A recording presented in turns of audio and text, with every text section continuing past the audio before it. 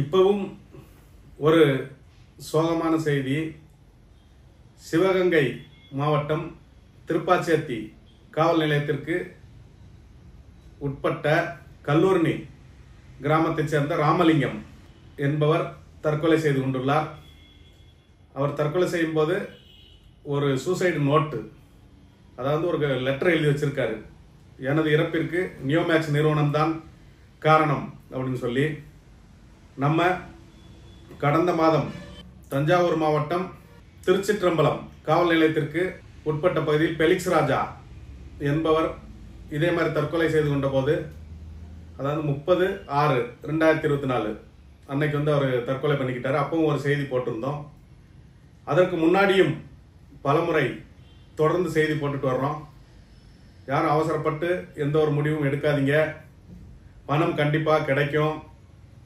பணமோ இடமோ எதோ வாங்கிடலாம், பிரச்சனையிலேருந்து வெளியே வந்துடலாம். உங்களுக்கு பிரச்சனை இருந்தால் பக்கத்தில் உள்ள காவல் நிலையத்தில் புகார் கொடுங்க, வேறு சட்டப்படியான நடவடிக்கை எடுங்க. ஏன்னா நீங்கள் உயிரை விட்டுட்டீங்கன்னா உங்கள் குடும்பத்தை யார் காப்பாற்றுவா? பணம் நாளைக்கு சம்பாதிச்சிடலாம், ஆனால் உயிர் வருமா? உங்களுக்கு ஒரு 2 நாளைக்கு உறவினர்கள், நண்பர்கள், பக்கத்து வீட்டுக்காரங்க எல்லாம் ஹெல்ப் பண்ணுவாங்க. அப்புறம் உங்கள் குடும்பத்தை நினச்சி பாருங்கள். மனைவி, மக்கள் எல்லாத்துக்கும் யார் சப்போர்ட் பண்ணுறது? உங்கள் பெற்றோர்கள் எல்லாத்துக்கும் யார் ஆதரவு, யார் சப்போர்ட் பண்ணுவா? அதனால் அவசரப்பட்டு எந்த முடிவும் எடுக்காதீங்க. தயவு செய்து பொறுமையாக சட்டப்படியான நடவடிக்கைகளில் இறங்குங்க. வேறு ஏதாவது உதவி தேவைப்பட்டால் உங்களுக்கு எல்லா போலீஸ் ஸ்டேஷன்லேயும் கவுன்சிலிங் கொடுப்பாங்க. பக்கத்தில் உள்ள அனைத்து நீதிமன்றங்களிலும் இலவச சட்ட உதவி மையம்னு இருக்குது. அங்கெல்லாம் போய் உங்கள் பிரச்சனையை சொல்லுங்கள், உங்கள் பிரச்சனைக்கு தீர்வு கிடைக்கும். மேலும் உங்களுக்கு ஏதாவது நீங்கள் ஏஜெண்டாக இருந்து உங்களுக்கும் தொடர்ந்து பிரச்சனைகள் இருக்குதுன்னா பொருளாதார குற்றப்பிரிவில் போய் சொல்லுங்கள். மதுரையில் பொருளாதார குற்றப்பிரிவு இருக்குது, சிறப்பு புலனாய்வு குழு, SIT ஸ்பெஷல் இன்வெஸ்டிகேஷன் டீம், அவங்ககிட்ட சொல்லுங்கள். உங்கள் பிரச்சனைக்கு தீர்வு வரும். அதை விட்டுட்டு இது மாதிரி முடிவெடுக்கிறது எப்பவும் ஏற்றுக்கொள்ள முடியாதது மட்டுமில்ல, மிகவும் வருத்தத்தை தருகிறது. உங்கள் குடும்ப நிலைமையை ஒரு 5 நிமிஷம் நீங்கள் நினச்சி பார்த்தீங்கன்னா, ஏன்னா இது 3 மாதமோ 6 மாதமோ உங்கள் பிரச்சனைக்கு ஒரு தீர்வு வந்துடும்.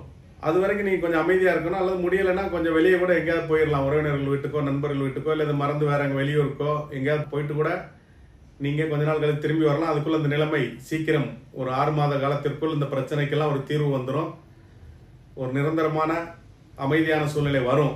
அதுக்கு முன்னாடி இப்படி அவசரப்பட்டீங்கன்னா அது மிகப்பெரிய ஈடு செய்ய முடியாத இழப்பு என்பதை தெரிவிச்சுக்கிறோம். இப்போ சிவகங்கை மாவட்டம் திருப்பாச்சேத்தி காவல் நிலையத்தில் குற்ற எண் 139/2024 அதாவது எஃப்ஐஆர் நம்பர், அதுக்கு பேர் கிரைம் நம்பர், ஒரு எஃப்ஐஆர் போடப்பட்டிருக்குது. அந்த எஃப்ஐஆர்ல செக்ஷன் என்னன்னு பார்த்தீங்கன்னா 194 BNSS தி பாரதிய நகரிக் சுரக்ஷா சங்கீதா 2023. இது முன்னாடி CRPC 174 இருந்தது, குற்றவியல் நடைமுறை சட்டம், கிரிமினல் ப்ரொசீஜர் கோடு 174. இப்போ அது BNSS 194. அது என்ன சொல்லுதுன்னா, தற்கொலைக்கான காரணத்தை காவல்துறையினர் விசாரித்து ஒரு அறிக்கை தாக்கல் செய்தல் அப்படின்னு போட்டிருக்குது. இது போடப்பட்ட தேதி 5/8/2024 சிவகங்கை மாவட்டம் திருப்பாச்சேத்தி காவல் நிலையத்தில் போட்டிருக்காங்க. அதில் புகார்தாரர் அவரோட மனைவி ராமலிங்கம் என்பவர் இறந்திருக்கிறாரு. அவருடைய மனைவி அவங்க ஆசிரியராக இருக்காங்க. அவங்க புகார் கொடுத்துருக்காங்க. அந்த புகாரில் என்ன சொல்கிறாங்கன்னா, எனது கணவர் மற்றும் அவரது அக்கா மகன் எல்லாம் நியோமேக்ஸில் ஏஜென்ட்களாக இருந்தாங்க. அவங்க தேவகோட்டையில் இயங்கி வரும் நியோமேக்ஸ் மற்றும் அதன் துணை நிறுவனமான ரொபோகோ ப்ராப்பர்ட்டி முதலீடு செய்தும் நண்பர்களிடமும் உறவினர்களிடமும் அந்த நிறுவனத்தின் இயக்குநர்களான சார்லஸ், முத்துக்குமார், ரமேஷ் ராஜன், இளையராஜா, போஸ்ட் கார்த்திக் இவர்களின் ஆலோசனையின் பேரில் இவர்கள் கேட்டுக்கொண்டதற்கு இணங்க ரூபாய் 14 கோடிக்கு மேல் முதலீடு செய்தனர். இந்நிலையில் கடந்த 1 வருடமாக நிறுவனத்திடமிருந்து எந்த பணமோ தகவலோ வரவில்லை.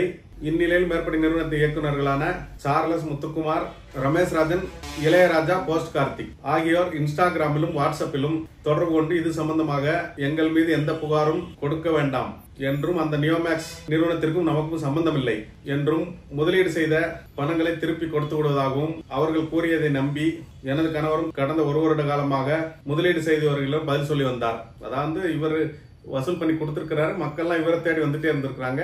இவர் அவங்களுக்கு பதில் சொல்லிட்டே இருந்திருக்கிறாரு. அதான் நடந்திருக்குது. சில நாட்களாக மன உளைச்சலில் இருந்து வந்தார். இன்று காலை 8:30 மணிக்கு எங்களது இருசக்கர வாகனத்தில் என்னை நான் பணிபுரியும் பள்ளியில் இறக்கி விட்டு வந்துவிட்டார். நான் பள்ளிக்கூடம் முடிந்து என்னை அழைத்து செல்வதற்கு அவருக்கு செல்போன் மூலம் பேச முயற்சி செய்தேன். அவர் போன் எடுக்கவில்லை. ஆகையால் வழியில் வந்த ஆட்டோவில் ஏறி வீட்டிற்கு வந்து பார்த்தபோது படுக்கை அறையில் தூக்கிலிட்டபடி தூக்கில் தொங்கினார். அவரின் அருகில் அவர் கைப்பட எழுதிய லெட்டரில் தனது இறப்பிற்கு நியோமேக்ஸ் நிறுவனமும் அதன் துணை நிறுவனமும் தான் காரணம் என்று எழுதியபடி அவரின் செல்போனுக்கு அடியில் எழுதி வைத்திருந்தார். எனவே எனது கணவரின் இறப்பிற்கு காரணமான நிறுவன இயக்குநர்கள் மீது தகுந்த நடவடிக்கை எடுக்க வேண்டுமாய் கேட்டுக்கொள்கிறேன் அப்படின்னு அவங்க வந்து புகார் கொடுத்துருக்காங்க. இப்போ அவருக்கு பாடியெல்லாம் போஸ்ட்மார்ட்டம் பண்ணி அது அடக்கம் செஞ்சிருக்கிறாங்க. அதற்கு நிறுவனத்தில் முதலீட்டாளர்கள் நிறைய பேர் போய் அனைத்து முதலீட்டாளர்கள் எல்லாம் அஞ்சலி செலுத்தியிருக்கிறாங்க. எல்லாரும் ஆறுதல் சொல்லிட்டு இருக்கிறாங்க. இருந்தாலும் இந்த பிரச்சனைக்கு இது தீர்வல்லன்றதை நம்ம தொடர்ந்து சொல்லிட்டே இருக்கிறோம். தயவு செய்து யாரும் அவசரப்பட்டு எந்த முடிவும் எடுக்க வேண்டாம் என்று இந்த காணொலி வாயிலாக கேட்டுக்கொள்கிறோம். உங்களுக்கு தேவையான அளவுக்கு கவுன்சிலிங் எடுத்துக்கோங்க. பக்கத்தில் உள்ள ஹாஸ்பிட்டலுக்கு போங்க. ஏற்கனவே நம்ம சொன்னது தான், நீங்கள் மனம் குழம்பி இருக்கும்போது நிம்மதியை தேடி பக்கத்தில் பார்க்கு, பீச்சு எங்கேயா போய் உட்கார்ந்து அமைதியாக சிந்தனை பண்ணுங்க. யோகாவுக்கு போங்க, கோயிலுக்கு போங்க. இந்துக்களாக இருந்தால் கோயிலுக்கும், கிறிஸ்தவர்லாம் சர்ச்சுக்கும், முஸ்லீம்கள்னா மசூதிகளுக்கும், அவங்களுக்கு எந்த தெய்வம் பிடிக்குமோ அந்த கோயில்களுக்கெல்லாம் போயிட்டு அமைதியாக 1 மணி நேரம் 2 மணி நேரம் நீங்கள் ஒரு பிரார்த்தனை பண்ணாலே மனம் ஒரு தெளிவு கிடைக்கும். ஒரு குழப்பத்திலிருந்து விடுபடலாம். இந்த தற்கொலைக்கு நம்ம யோசிக்கிற நேரம்லாம் தனிமை தான் மிகப்பெரிய காரணமாக இருக்குது. அப்படி இருக்கும்போது நீங்கள் மனைவி, குழந்தைகள் எல்லாத்தையும் கூட்டிகிட்டு எங்கேயாவது வெளியே போங்க. நண்பர்களுடன் சேர்ந்துருங்க. இந்த மாதிரி நீங்கள் மக்களோட இருந்து உங்கள் பிரச்சனையை மனம் விட்டு வெளியே சொல்லுங்க. மனம் விட்டு வெளியே சொன்னீங்கன்னா அவங்க ஒரு ஆறுதல் சொல்லுவாங்க. இதன் மூலம் மனம் அமைதி அடையும், நீங்கள் நிம்மதியாக இருக்கலாம் என்பதை தெரிவித்துக் கொள்கிறோம்.